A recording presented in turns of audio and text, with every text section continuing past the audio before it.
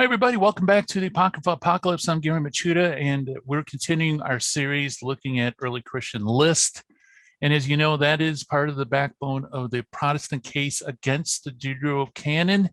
In today's episode, we are reaching a watershed moment in the history of the development of the canon, in that we're going to encounter the first early church father who undoubtedly rejected the Deuterocanon as Apocrypha.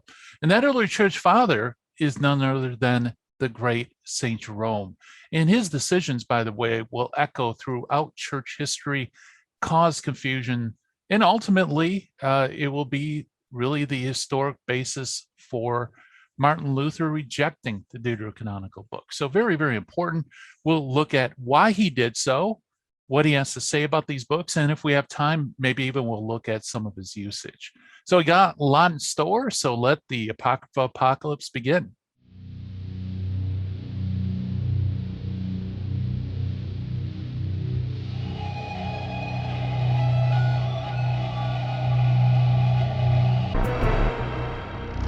So now that we're coming to the end of the 4th century, we encounter our first early church father who rejects the Deuterocanon as Apocrypha.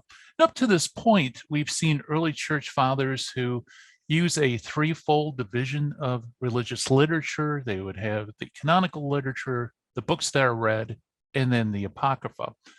Well, Jerome is a watershed moment in that he gets rid of the second category and assigns the Deuterocanonical books to the category of Apocrypha, which, as far as surviving documents are concerned, this has not been done prior to Jerome. And so it is a very important juncture in history. Now, how did the whole issue of the canon come about? Well, it came about indirectly through the commission that Pope Damasus I gave to St. Jerome to make a fresh translation of the scriptures in Latin. So up until this point, the church read the scriptures in the West according to the Old Latin. And at the time of the late 4th century, at least according to Jerome, there was so many variants within the Old Latin text that there really needed to be a fresh update for the church's Bible. And by the way, Jerome was uniquely suited for this task. Not only did he, of course, know Latin, but he also knew Greek, and he also knew Hebrew and even Aramaic, although apparently he could read Aramaic, but he had trouble reading it out loud or pronouncing the words. But nevertheless, he was well suited in terms of linguistics for this task, and he earnestly began to translate the Old Testament. And he began his translation originally the same way that Christians had historically translated the Old Testament, namely, he looked at the Greek Septuagint and he compared them with other Greek translations like the Aquila, the Symmachus, and the Theodotion. Since he knew Hebrew, he would compare all these different texts, try to come out with original, and then figure out what the Hebrew is. Well, Jerome realized that this is redundant because according to his way of thinking, these Greek texts were nothing other than very loose translations of the Hebrew text that he had in front of him. So he decided to cut out the middleman. And so he translated his Vulgate eventually based directly on the Hebrew text. And he develops this idea called Hebrew truth. Jerome had become convinced that the one Hebrew text that he possessed was identical to the original, and that the other Greek translations were dependent on this one Hebrew text. And so he figured whatever was in the Hebrew text, that is the truth, that is the true and authentic text, and therefore that becomes the basis to determine whether a particular reading is true, and ultimately whether a particular book belongs in the Bible. So we find Jerome's application of his Hebrew truth in the prefaces to the Latin Bible. Now, another thing to realize about St. Jerome, Jerome was not a saint like St. Francis or St. Solanus Casey, someone who is very humble and quiet. Jerome loved to argue, and he argued well. He loved to slay the sacred cows of his opponents, but only first after he mocked and ridiculed them. So he knew the importance of getting his argument out first and letting his position be known first before his opponents. And it appears that his prefaces were made so that he can do that. So as he's translating the books from the Old Testament and New Testament, he's attaching prefaces to these books and sending them out. And in these prefaces, he makes it very clear what his position is in regards to Hebrew truth. And also in these prefaces, we'll see he's well aware that he's going to receive quite a bit of pushback from the Christians in receiving his new translation. So let's look at these prefaces, beginning with, I think, one of the most important prefaces, and that is his preface to the books of Samuel and Kings. In this preface, which by the way was made about 391, he says, quote, "This preface to the scriptures may serve as a helmeted introduction to all the books which we turn from Hebrew into Latin, so that we may be assured that what is found in our list must be placed, so that we may be assured that what is not found in our list must be placed amongst the apocryphal writings.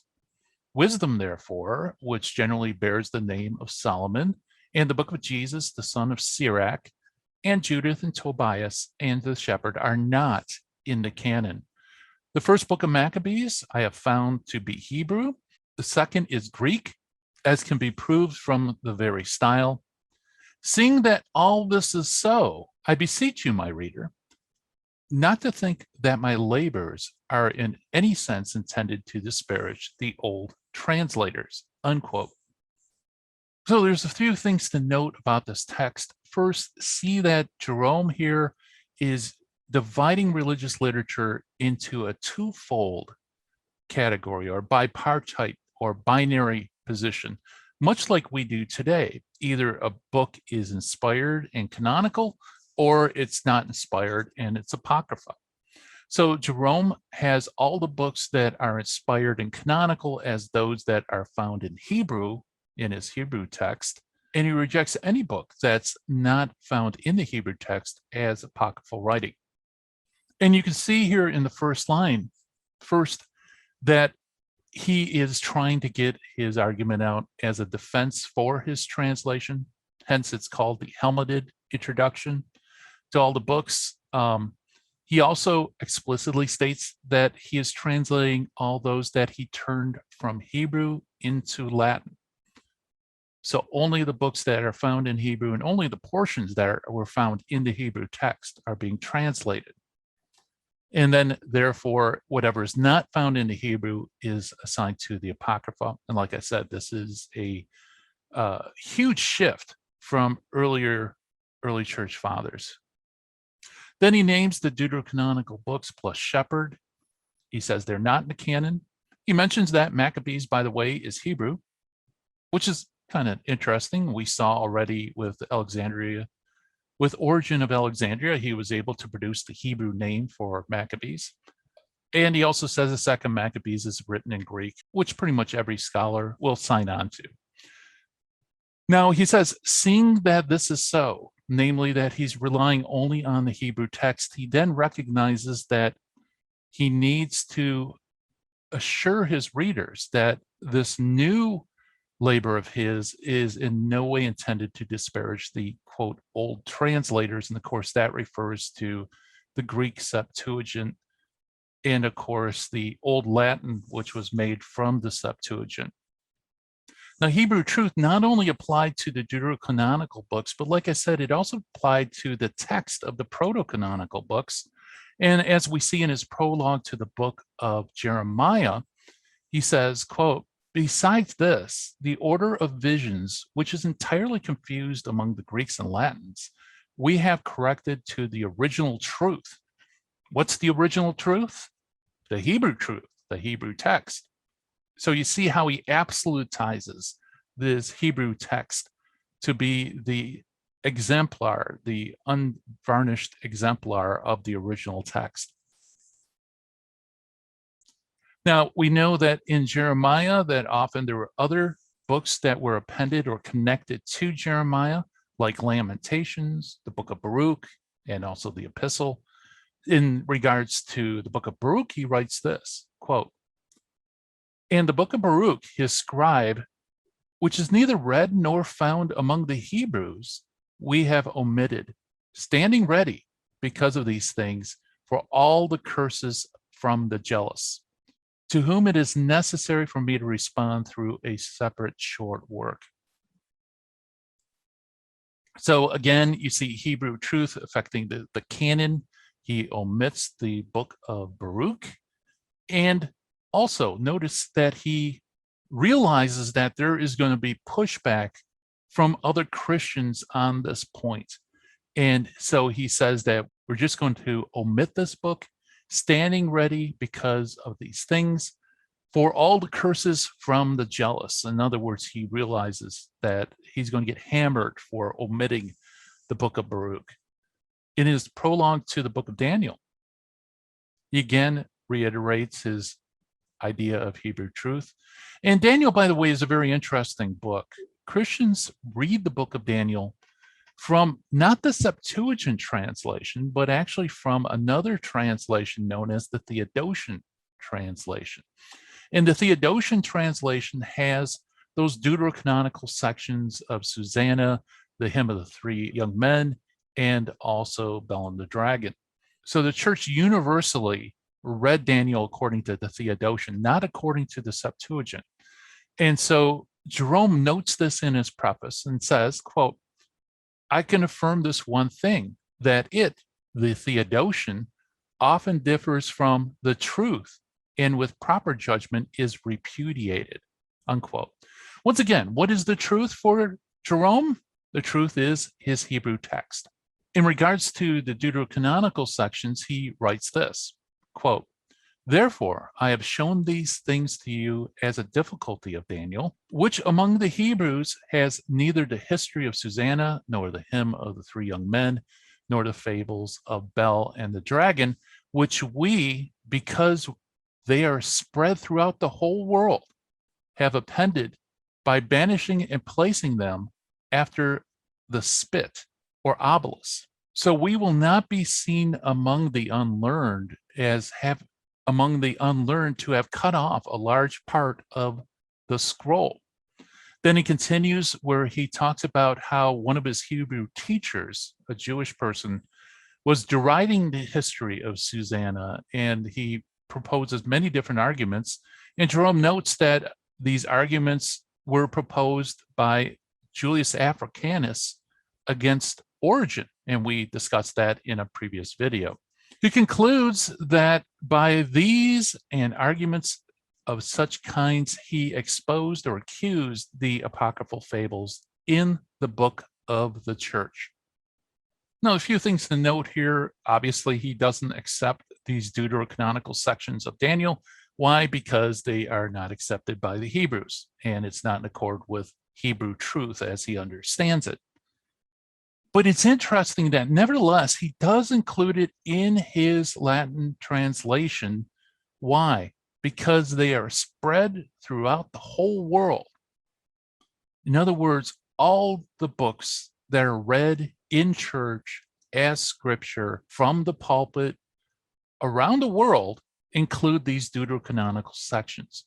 And we also saw this again when we looked at Origen versus Africanus, where Origen himself numerous times talks about how the deuterocanonical sections are read in all the churches.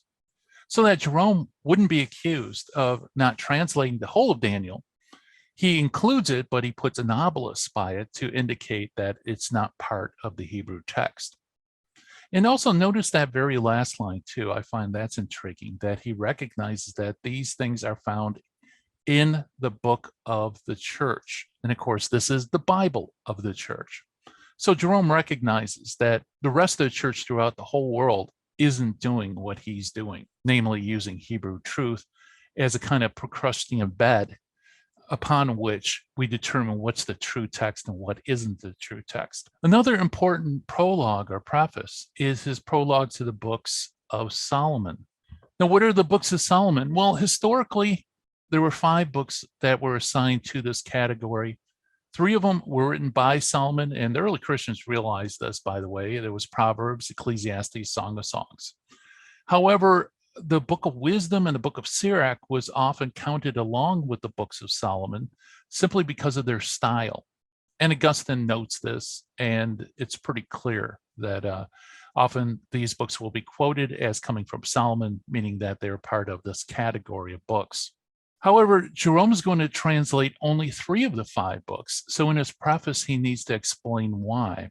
And the most pertinent section in this preface, he says, quote, "Therefore, just as the church reads Judith, Tobit, and the books of Maccabees, but does not admit them to the canon of Scripture, so let the church read these 2 volumes for the edification of the people, but not to support the authority of ecclesiastical doctrines," unquote.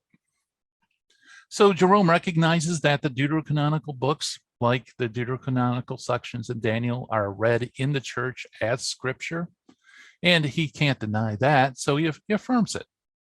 But he makes a caveat, not to confirm doctrine. And I want to point out something interesting here, is that in the Latin, Jerome doesn't say that the church reads these books and does not use them to confirm doctrine. If he said that, he would obviously be speaking a falsehood. We saw it with Rufinus, we saw it with Augustine, we saw it with Athanasius, we saw basically with all the early church fathers who used the Deuterocanonical books that generally when they do it, they use them explicitly as Scripture, sometimes very explicitly as inspired Scripture, and they most definitely use them to confirm doctrine. So instead, Jerome weakens this. And he doesn't say that the church reads these 2 volumes for the edification of the people, but not to support the authority of ecclesiastical doctrines. He uses the subjunctive, legat. And so it says, so let the church read these 2 volumes for the edification of the people, but not to support the authority of ecclesiastical doctrine. In other words, he's giving his own theoretical scholarly opinion that the church ought not to be using these books for the support of doctrine, but simply to be read for edification. And this appears to be Jerome's own take on the matter. He's not talking about how it's historically being used. And I also should note that there is a grain of truth to this, because in previous programs, we noted that Christians had, certainly from the time of origin, realized that there were books in the Bible that the rabbis would not accept as authoritative Scripture. And that's when they start saying that the canonized books were the books you could use to evangelize the Jews, while there were other books, the books that are read in church, that basically is used mainly for Christian instruction or catechesis. We've seen that in previous videos. Now, in fairness, as I look at this text, and by the way, I should probably put a caveat that the writings of Jerome is an ongoing study for me, so I could make a video to update when new information comes to light. There's a lot of nuances and important things to realize that I won't be able to put in videos too. But nevertheless, I have to be fair and interpret Jerome as he gives this text. There's nothing in the context to suggest that he's limiting this only to dialogues with Jews. With that in mind, and also looking at his usage, I would have to say, in all fairness, that he is saying that these can't be used to confirm doctrine for Jews and for Christians. Although, as we'll see, this seems to be more of a theoretical position for him rather than a practical one. He himself, on rare occasions, will actually use the Deuterocanonical books to confirm doctrine to Christians. So it's probably a soft point. I don't want to make too much of this, but nevertheless, I want you to be aware of it. In his prologue to the book of Esther, and again, Esther includes several portions of Deuterocanonical text, he says, the book of Esther stands corrupted by various translators, which book I lift up from the archives of the Hebrews, having translated more accurately word for word. Again, here is an affirmation of Hebrew truth that the various translators have different readings, which he styles as corruptions. And how does he know they're corruptions? Because he looks at the Hebrew text and it's not there.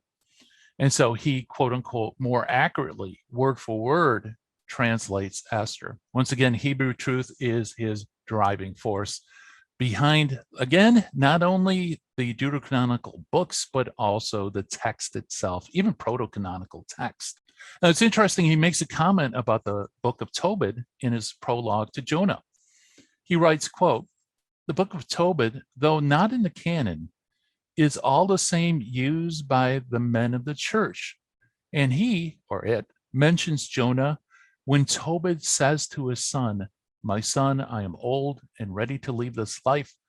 Take your sons and go to Media, my son. For I know what the prophet Jonah had said about Nineveh. She will be destroyed.'" And this is something that we find in his writings as well. When he wants to rely on the authority of a deuterocanonical text, he'll appeal to the fact that every Christian uses this text. And so it has some weight, which suggests that it's probably more than rank apocrypha. So he says that Tobit's not in the canon, but is all the same used by the men of the church. How is it used, Jerome?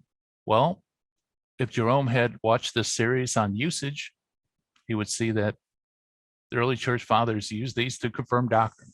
But nevertheless, let's continue. All right, so when Jerome was making his translation, he omitted the deuterocanonical books. And this has some pushback, not only from the rank and file, the unlearned, the jealous, as he calls them, but from the bishops of the church themselves, church leadership. In fact, two bishops, Bishop Chromatius and also Heliodorus, demand that he translate at least two of the deuterocanonical books, namely Judith and Tobit. In his preface to Tobit, he says this. Now, this is near the end of his career. He says, "I do not cease to wonder at the constancy of your demanding, for you demand that I bring a book written in Chaldean words into Latin, writing indeed the book of Tobias, which the Hebrews exclude from the catalog of divine scriptures.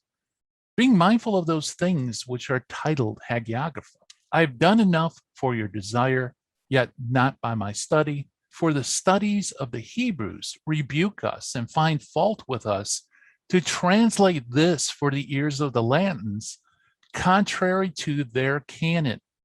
But it is better to be judging the opinion of the Pharisees to displease and to subject to the commands of bishops." So there's a lot of interesting things here. First, these two bishops constantly are demanding that Jerome make translations of the two deuterocanonical books of Tobit and Judith. Very interesting. Again, this evidences that Jerome's Hebrew verite is at odds with the historic Christian usage. And he says that the Hebrews exclude from the catalog of divine scripture Tobit, okay, which is interesting. And nevertheless, he acquiesces to the demands of the bishops and he does his translation. And he makes a comment near the end. This is very interesting when he says, "For the studies of the Hebrews rebuke us and find fault with us to translate this for the ears of the Latins, contrary to their canon." It's interesting. He notes that the rabbinic canon is a distinctly Jewish canon, contrary to their canon. If you believe that the actual authentic canon is the Hebrew text, then there is no their canon, there is just the canon that Christians and rabbis accept. But nevertheless, he says they find fault because it's not found in their canon. This implies to me, and I could be wrong, that Jerome himself knows that the canon that he's proposing for the church is not that of the church. Interesting little nuance here at the end of the prologue to Tobit. Now, in regards to the book of Judith, he says this, and by the way, we don't know who commissioned him to make the translation for Judith. However, as we'll see, it seems to be those same two bishops who demanded it. First, he says that among the Jews, the book of Judith is considered among the Apocrypha. And then it continues, moreover, since it is written in the Chaldean language, it is counted among the historical books. And that's an interesting phrase right there. But again, what's this judgment as regards to Judith? Well, the Jews reject it as apocryphal. He continues later in the same preface to say something very interesting. He says, but since the Nicene Council is considered to have counted this book among the number of sacred scriptures, and here, as you can see, the Latin, it is sacred scriptures, I have acquiesced to your request, or should I say demand. Okay, first, there's nothing in the surviving documents from the Nicene Council that they made any kind of canonical list. So we're not really sure what's being mentioned here.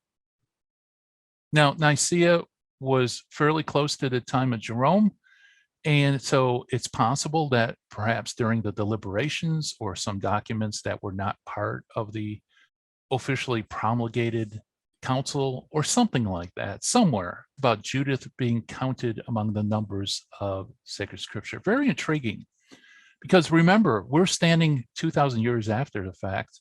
We are only relying on surviving documents. There's no telling what other documents were out there that could help us learn a little bit more about the development of the canon. And here Jerome harkens to apparently some lost documents from Nicaea. The other thing to note is that he acquiesces to the request and he says, or should I say demand. This again suggests that his translation of Judith along with Tobit was from these two bishops.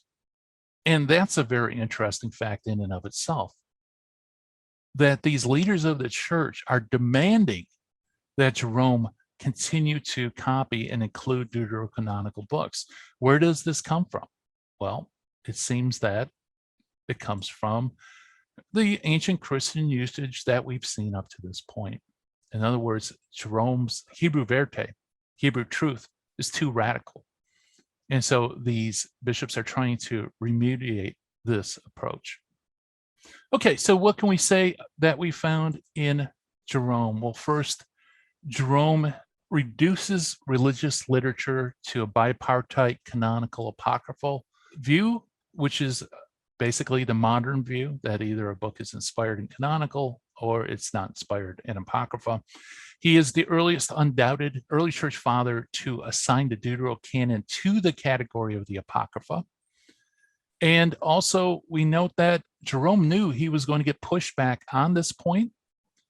Jerome also relied heavily on Hebrew truth, his belief that the Hebrew text is identical to the inspired original, something, by the way, that has been demonstrated to be false with the latest discoveries from Qumran. So this is a very important juncture in church history. Jerome's views in these prefaces reverberate through church history from that point on in the Western church that read the Latin Vulgate, because these prefaces were copied along with the text and circulated amongst Latin-speaking Christians. So Jerome's alterations or opinions, even though they were repudiated by several church councils and popes, nevertheless still lived on into the Middle Ages because of these prefaces. By the way, the situation is very different in the East. Eastern Christians didn't read the Latin Vulgate, obviously. They continued to read scripture as they always had from the Septuagint. And so in the West, the canon becomes much more focused and much more clear because of Jerome's difficulties and his innovations. Where in the East, you don't find that kind of clarity, at least not into the post-Reformation period, when Calvinists started making inroads into Eastern Orthodoxy. And then you start having some clarification on the canon. But up until that time, it's very foggy. So I think we'll park it here. This is already a very lengthy video with a lot of text. Perhaps we'll look a little bit at Jerome's use of these books and see what that has to tell us about these prefaces. In the meantime, if you enjoyed the video, please like, subscribe, tell your friends. If you want to support our research, we truly appreciate funding so we can buy resource material to dig into these issues. You can do that on Patreon.